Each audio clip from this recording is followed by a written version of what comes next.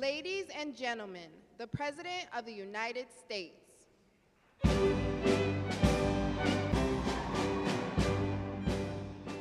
Thank you very much.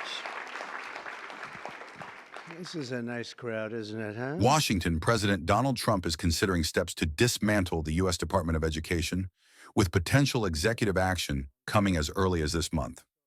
A White House official told USA Today that Trump plans to fulfill a campaign promise by reevaluating the future of the agency. That effort includes defunding it, according to Reuters. On the campaign trail, Trump repeatedly pledged to completely close the department, which has been around for decades and administers billions of dollars to schools each year.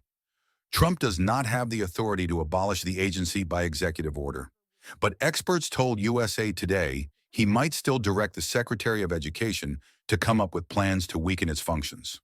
While the cabinet-level position of Education Secretary isn't yet filled, that responsibility could fall to the acting Secretary Denise Carter, who led the Federal Student Aid Office during the Biden administration. Linda McMahon, a Trump donor whom the president nominated to lead the agency he promised to close, hasn't secured a date for a confirmation hearing before the Senate because of delays in processing her ethics paperwork. Trump axed support for tribal and Hispanic-serving colleges. They're not happy about it. Shuttering a federal agency requires passing new legislation in Congress, which Trump's directive could urge lawmakers to do. A Republican congressman from North Carolina reintroduced a bill to do away with the department last month. But the GOP has a slim majority on Capitol Hill, and galvanizing support for such a controversial measure wouldn't be easy.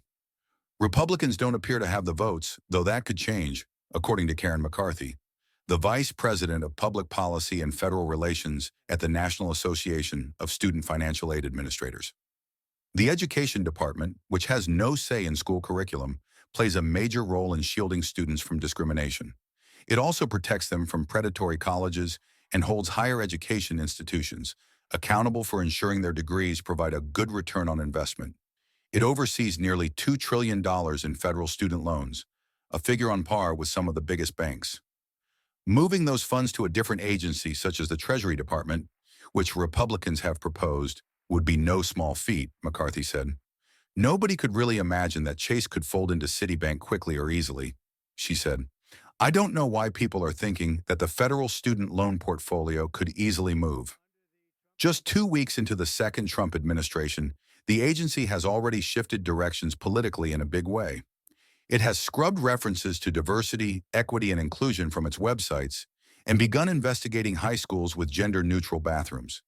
It now advocates for the school choice movement and briefly frightens students around the country with the prospect of a massive freeze on federal aid. The administration has frozen a wide range of Biden-era policies too, including regulations about student loan relief and college oversight.